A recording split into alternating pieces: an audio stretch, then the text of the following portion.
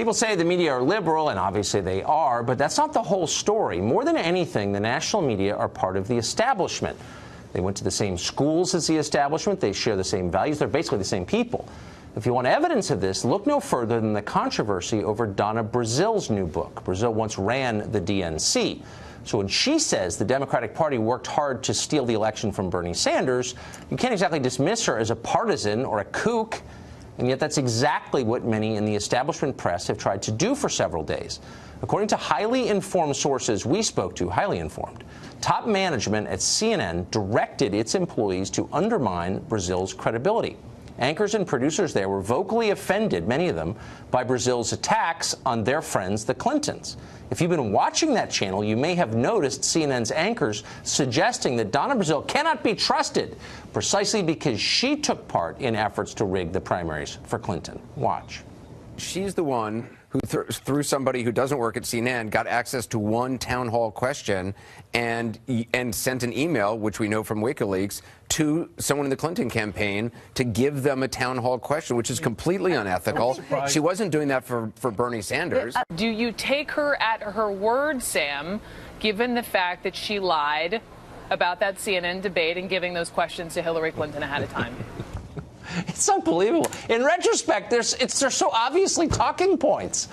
Oh, glad to know that. But CNN's not alone, by the way.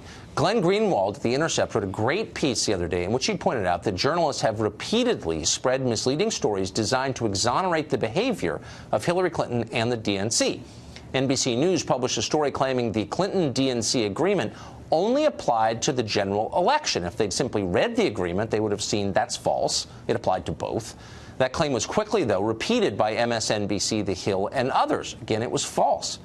Establishment journalists also claimed that Sanders signed the very same agreement that Hillary Clinton did. That's false, too.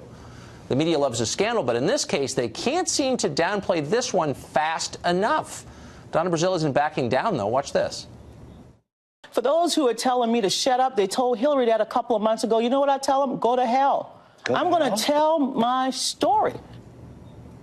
Donna Brazile is going to join us on this show on Wednesday with her side of all of this. Meanwhile, Richard Goodstein advised Hillary Clinton on both her presidential campaigns, and he is brave enough to join us in studio. Darn right. So in her book, and again, we're having her Wednesday, I can't wait to hear about this, but she says that she experienced sexism on the Hillary campaign. She wasn't taken seriously because she was a woman. And it raises the obvious question, which is, do you think the Democratic Party can handle strong women like Donna Brazile? So I don't know whether Donna Brazile is a kook, but what she says is kooky in the book and what she's been saying on TV. Let me give you an example. Wait, I don't know why. Hold on. I thought the basic precept of liberalism is when a woman says she was mistreated for being a woman, that you take her seriously. You don't dismiss her as, quote, a kook or a crazy person.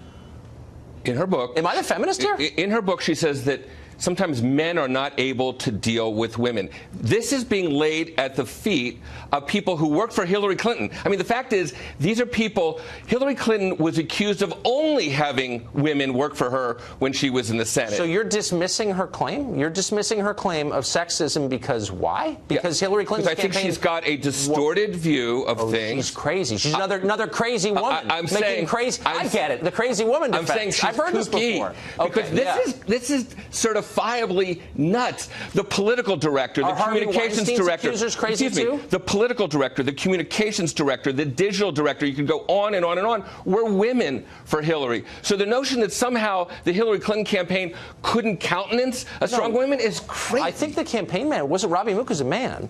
And look, all I'm saying is the Democratic Party has told me all my life that when a woman says she faces sexism, you're not allowed to dismiss her as crazy, or it's that time of the month, or any kind of insulting suggestion that she doesn't have her full wits about her. You have to take her seriously. And I do take Donna Brazile seriously. Here you are, the Democrats, saying she's just another crazy woman.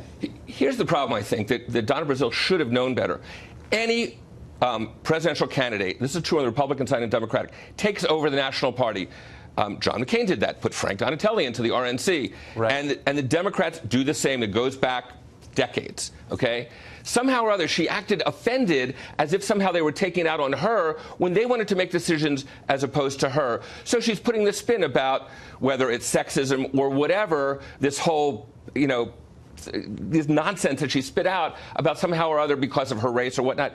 It really is, I wonder. Okay, good. So just tell me, as someone who's kind of following along, sort of watching as our culture changes really fast, and I'm writing this down because I want to keep this for future reference. When are the times when I can just dismiss allegations of racism and sexism with the back of my hand and call them nonsense, as you just did? When am I allowed to do that? When there's evidence to the contrary. And with the evidence here is, again, every single person who was, not everyone, so many people at the top of the heap for the campaign. Man. Yeah, but the fact and there were lots of men on that campaign. Up and down. If you look at that campaign, it was uniquely kind of occupied by very powerful senior women. And again, what Donna Brazile was taking personally, look.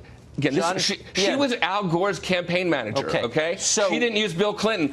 There's a problem there, but it's not something that was Hillary Clinton's doing. Boy, you're very, very certain of this. It's interesting. I'm going to, if I'm ever accused of something bad, I'm going to use your technique. Please do. That's absurd. She's got to be crazy. Well, except the evidence. She's crazy. I'm not saying she's crazy. I'm saying she's wrong. You said she was a kook. I'm saying what she's saying sounds crazy because it is demonstrably disproved. Yeah, it hasn't actually been disproved, and you're making me even more anxious to speak to her directly.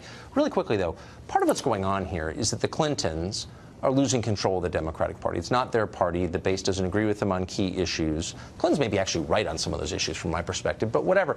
But the truth is, they're not going gently into that good night. Their time is over. It's been eclipsed.